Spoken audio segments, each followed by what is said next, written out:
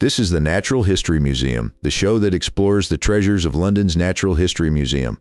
Your hosts are Robbie and Terry, both 15. Every week they break it down so you actually get it. The show that explores the treasures of London's Natural History Museum. I'm Terry. And I'm Robbie. And today we're talking about the biggest thing in the building, literally. The life-size blue whale hanging from the ceiling of Hinsey Hall. She's enormous. We're talking about 25 meters long, which is roughly the length of 8 family cars bumper to bumper. And she weighs about 10 tons, just the model, not even a real whale, which can hit 150 tons in the wild.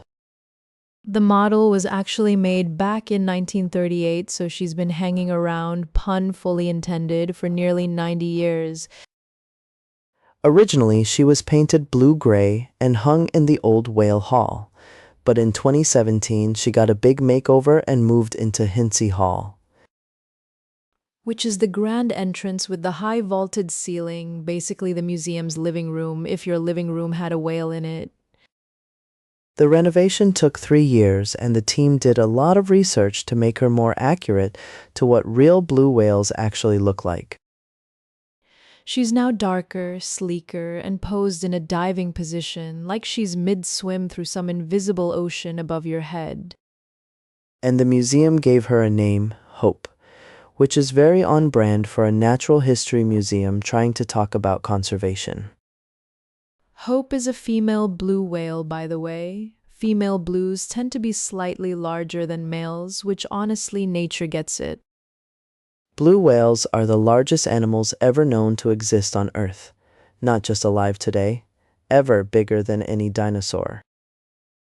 That always gets me. The biggest land animal ever, like Argentinosaurus, was maybe 80 tons. A blue whale can double that. Their hearts alone are about the size of a small car, and their heartbeat can be heard from over 2 kilometers away underwater. 2 kilometers, my neighbor can't hear me knock, and he's 3 meters away. The call of a blue whale can reach about 180 decibels, which makes it the loudest animal sound ever recorded. Louder than a jet engine, and yet somehow graceful about it. So why does the museum lead with a whale model the moment you walk through the door? Because it's a statement. This is what we're here to protect, understand, and be completely gobsmacked by. The original exhibits in Hinsey Hall were a giant Diplodocus skeleton called Dippy. Dippy went on tour and Hope took over in 2017.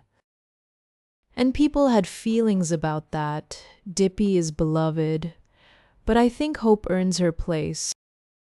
A dinosaur is incredible, but it's also respectfully done. Blue whales are endangered and very much still here, for now. There are estimated to be only around 10,000 to 25,000 blue whales left in the wild. They were hunted nearly to extinction during the 20th century, before commercial whaling was banned in 1986. In the space of a few decades, humans wiped out something like 90% of the global blue whale population. So when you stand under Hope and look up at something 25 meters long, you're also looking at a warning sign. The museum is essentially saying, we have one of these sort of up here. Don't let them only exist in museums. Which is a heavy thought for a Thursday school trip. Right, you thought you were getting a day off maths, and instead you get an existential crisis about ocean biodiversity? The best kind of education, really. The model is hollow, by the way. There's actually a little hatch inside so conservators can climb in and do repairs.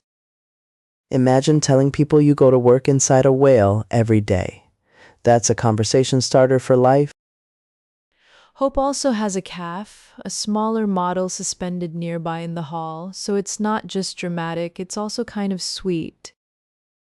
Blue whale calves are born at about 7 meters long and gain around 90 kilograms every single day drinking their mother's milk. 90 kilograms a day. as a snack, as a baby. Everything about these animals is just completely unhinged in the best possible way.